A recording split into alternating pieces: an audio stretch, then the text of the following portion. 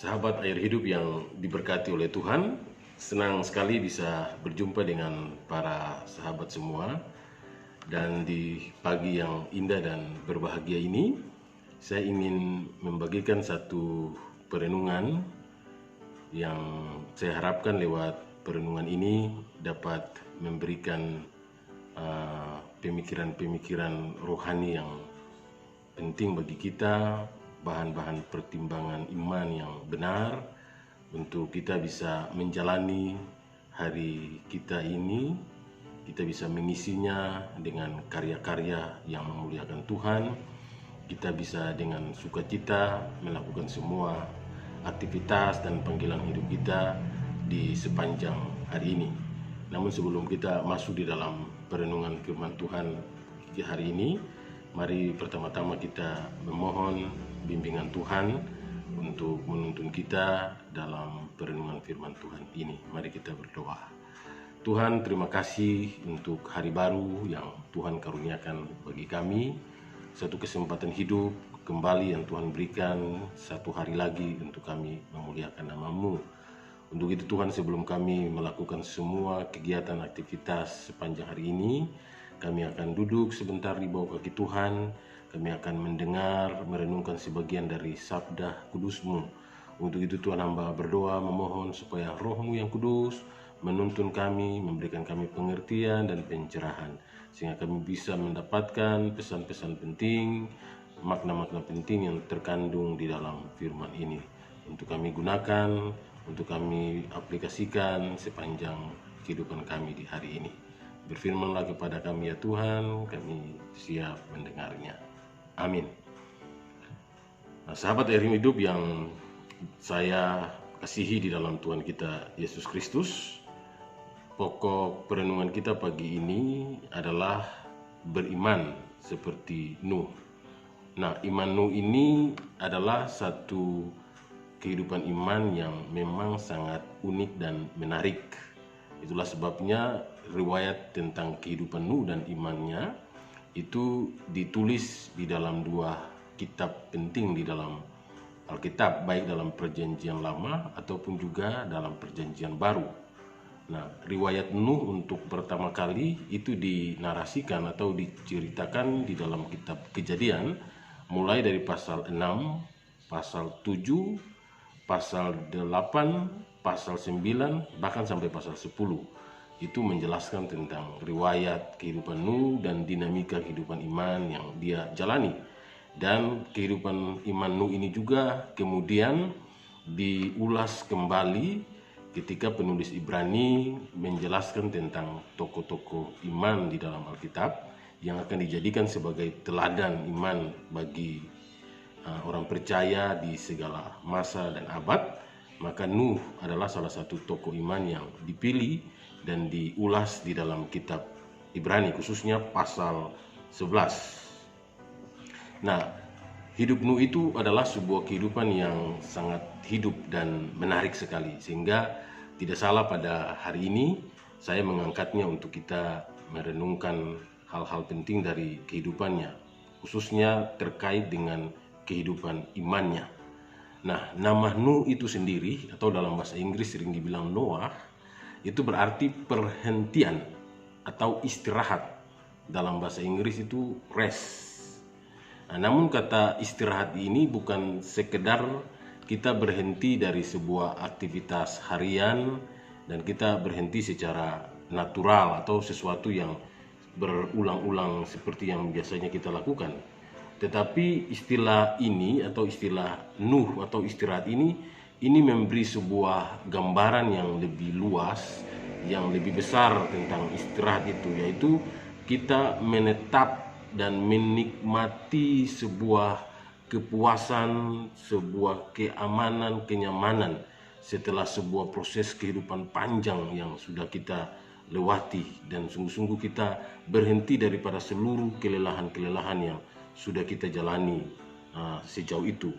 Nah, istilah ini juga, istilah Nuh atau istilah istirahat ini itu juga memiliki arti yang sama dengan beberapa istilah yang digunakan di dalam Alkitab, seperti istilah shalom, damai sejahtera, Di dalam bahasa Alkitab Perjanjian Baru, bahasa Yunani itu dipakai kata eirene.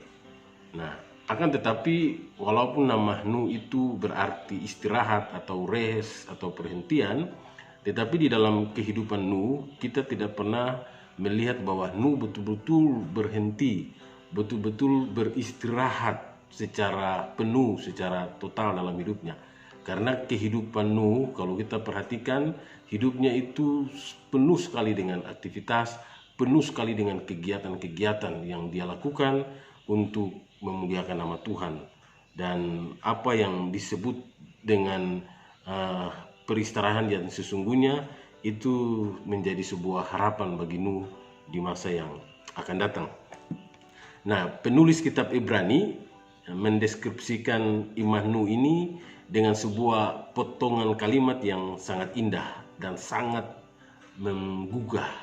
Dan saya akan membacakan potongan ayat itu untuk kita, karena ayat inilah yang akan menjadi ayat perenungan kita di hari ini, yaitu dari Ibrani pasal 11 ayatnya yang ke-7. Nah, firman Tuhan berkata demikian, karena iman maka Nuh dengan petunjuk Allah tentang sesuatu yang belum kelihatan, dengan taat mempersiapkan batrah untuk menyelamatkan keluarganya, dan karena iman itu ia menghukum dunia, dan ia ditentukan untuk menerima kebenaran sesuai dengan imannya. Nah, ini menarik, penulis Ibrani mendeskripsikan kehidupan iman dari Nuh atau dinamika kehidupan iman dari Nuh. Nah, ada satu pokok penting yang ingin saya soroti dari kehidupan iman Nuh ini yang menjadi pembelajaran bagi kita sebagai orang percaya pada masa kini. Nah, di ayat Ibrani 11 tadi ya, ayatnya yang ke-7 itu. Nah, di situ kita melihat bahwa Nuh membuat batrah sesuai dengan petunjuk Tuhan atau sesuai dengan role Tuhan. Nah, Nuh tidak berdebat dengan Tuhan ketika disuruh untuk membuat batrah sesuai dengan petunjuk Tuhan. Malah dengan bersemangat ia melakukan pekerjaan tersebut, membuat batrah itu untuk menyelamatkan keluarganya dari murka Tuhan. Bahkan dia memobilisasi seluruh anggota keluarganya, anak-anaknya, istrinya, untuk semua terlibat di dalam proyek yang Allah percayakan untuk mereka lakukan. Nah, kita melihat di sini bahwa ketika Nuh membangun batrah itu bukan tanpa rintangan, bukan tanpa tantangan, karena ada sejumlah kesulitan-kesulitan yang dia alami, bukan dari dalam keluarganya, tetapi tantangan itu lebih banyak itu berasal dari luar, dari masyarakat yang ada di sekitar itu. Karena di mata masyarakat pada masa itu, saat Nuh membangun batrah itu, mereka menganggap bahwa itu sesuatu yang aneh. Malah mereka melihat Nuh itu sebagai seorang yang tidak waras alias gila, karena apa yang dia sedang kerjakan pada saat itu. Namun karena Nuh memiliki iman yang baik, iman yang benar, itu membuat dia sanggup untuk mengabaikan semua hinaan, semua ejekan yang dia dengar, yang dia terima dari orang-orang pada saat itu. Iman Nuh justru terus bertumbuh dan terus bersemangat. Iman membuat Nuh terus setia melakukan pekerjaan pembuatan batrah itu. Iman Nuh juga membuat dia kuat untuk melawan arus. Dan memang itu yang sangat melelahkan ya, kalau kita mengalami masa yang atau keadaan seperti yang dialami oleh Nuh itu. Nah, memang dunia yang kita tinggal ini adalah suatu tempat yang memang sangat melelahkan untuk hidup melakukan kehendak Allah. Ketika kita berkomitmen untuk melakukan kehendak Tuhan, maka dunia pada dasarnya itu menjadi sebuah tempat yang membuat kita akhirnya tidak menjadi nyaman. Tapi kita belajar dari Nuh bahwa godaan, hinaan yang dia alami dalam hidupnya itu tidak membuat imannya itu berkurang atau membuat imannya itu lemah. Godaan memang ada di mana-mana. Hidup berlawanan dengan pandangan masyarakat dunia itu memang itu merupakan sebuah pilihan yang sulit ya, tidak mudah, dan itu justru sangat berat. Nah, jadi kita melihat dari kehidupan Nuh ini yang namanya berarti istirahat itu, namun kita melihat bahwa tidak ada istirahat bagi Nuh dalam hidupnya. Dan saya kira juga bagi kita semua yang berkomitmen untuk melakukan kehendak Allah dalam hidup kita, maka kita betul-betul melakukan semua hal ini untuk Tuhan. Dan memang di dunia ini bukan tempat untuk kita mau berleha-leha atau mau beristirahat atau untuk bermain-main sejenak, untuk mengombar-omborkan hawa nafsu kita atau kedagingan kita. Tetapi kita harus hidup sungguh-sungguh dengan sebuah tujuan yang jelas, sebuah hal yang kita harus lakukan sebagaimana Nuh yang betul-betul melakukan kehendak Tuhan di dalam hidupnya. Nah, kita tidak pernah berhenti apa yang disebut dengan purna bakti atau emeritus itu. Nah, kita tidak mungkin sebagai orang percaya itu berhenti untuk tidak melakukan kehendak Tuhan, karena kita tetap ada di dunia ini yang kita tetap melakukan kehendak Tuhan sampai Tuhan memanggil kita, bahkan sampai kedatangan Tuhan pada kali yang kedua.